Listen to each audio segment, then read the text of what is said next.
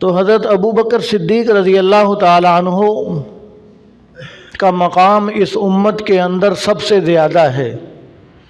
بلکہ یوں کہا جائے کہ تمام انسانوں کے اندر انبیاء علیہم السلام کے بعد جو افضل ترین شخصیت ہیں وہ حضرت ابو بکر صدیق رضی اللہ تعالی عنہ ہیں۔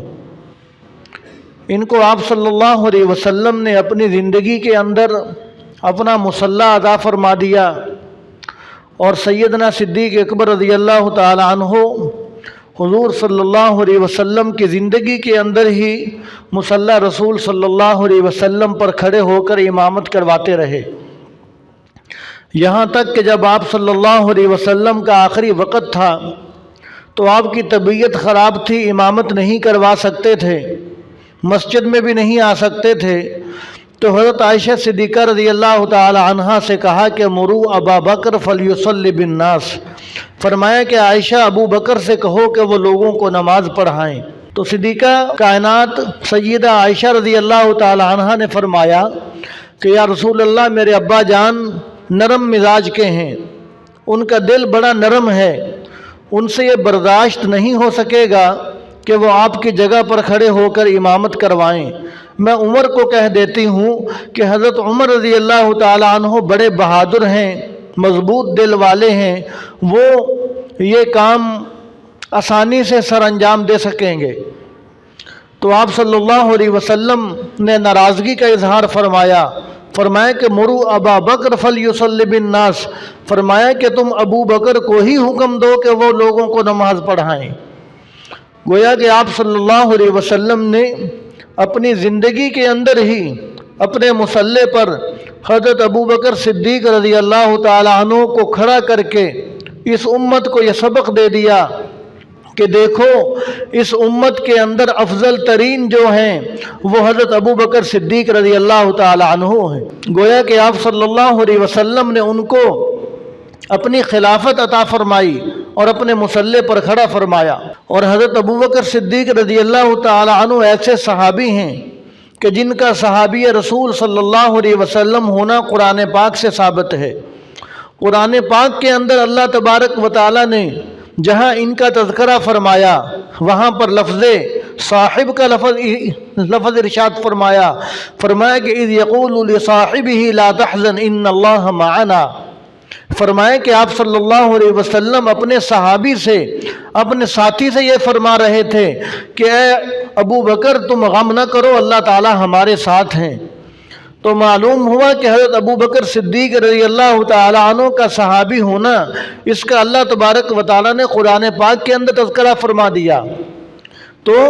اس سے ہمیں یہ بات بھی سمجھ آئی کہ حضرت ابو بکر صدیق رضی اللہ تعالی عنہ کی جو صحابیت کا انکار کرے گا، جو حضرت ابو بکر صدیق رضی اللہ تعالی عنہ کے مسلمان ہونے کا انکار کرے گا، جو حضرت ابو بکر صدیق رضی اللہ تعالی عنہ کی شان میں گستاخی کرے گا، تو گویا کہ اس نے قرآن پاک کا انکار کر دیا۔ اور قرآن پاک کا انکار کرنے والا، قرآن پاک کے مقابلے کے اندر اپنی بات لانے والا تو ہر کوئی جانتا ہے کہ جو قرآن پاک کے ایک لفظ کا بھی انکار کر دے وہ کافر ہے، اس کا اسلام کے ساتھ کوئی تعلق نہیں ہے۔ تو حضرت ابو بکر صدیق رضی اللہ تعالی عنہ ایک مرتبہ کافی عرصہ گزرنے کے بعد انہوں نے کسی صحابی سے سنا کہ وہ قرآن پاک کی تلاوت فرما رہے تھے۔ جب وہ صحابی اس آیت شریفہ پر پہنچے تو حضرت ابو بکر صدیق رضی اللہ تعالی عنہ کی آنکھوں سے خوشی کی وجہ سے آنسو جاری ہو گئے اور فرمانے لگے کہ اس جگہ پر اللہ تبارک و تعالی میرا تذکرہ فرما رہے ہیں۔ تو یہ کتنی سعادت کی بات ہے کہ اللہ تبارک و تعالی ان کی شان کو قرآن پاک کا حصہ بنا دیں۔ تو حضرت ابو بکر صدیق رضی اللہ تعالی عنہ وہ صحابی ہیں کہ جن کے سامنے آپ صلی اللہ علیہ وسلم نے ایمان کو پیش کیا، اسلام کو پیش کیا، تو بغیر سوچے سمجھے، بغیر کسی سے مشورہ کیے فوراً اسلام قبول کر لیا۔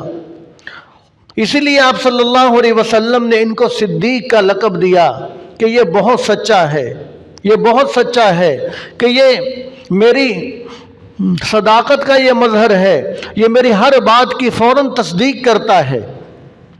اور جب آپ صلی اللہ علیہ وسلم معراج پر گئے تو اس وقت کافروں نے آ کر حضرت ابو بکر صدیق رضی اللہ تعالیٰ عنہ سے آ کر کہا کہ کیا تمہاری یہ عقل یہ بات کہتی ہے کہ ایک آدمی راتوں رات اتنا لمبا چوڑا سفر کر کے آ جائے، آسمانوں سے ہو کر آ جائے، جنت جہنم کو دیکھ کر آ جائے، ایک آدمی اتنا لمبا چوڑا سفر کرے، کیا تمہاری عقل یہ بات تسلیم کرتی ہے؟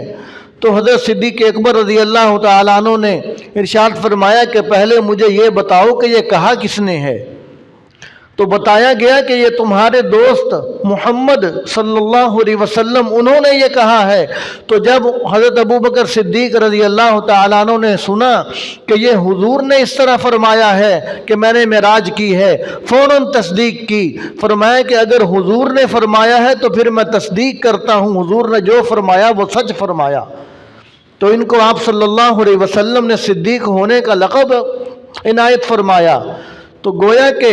ہر معاملے کے اندر آپ صلی اللہ علیہ وسلم کی تصدیق کرنے والے اور فوراً آپ صلی اللہ علیہ وسلم کی بات کو قبول کرنے والے تھے۔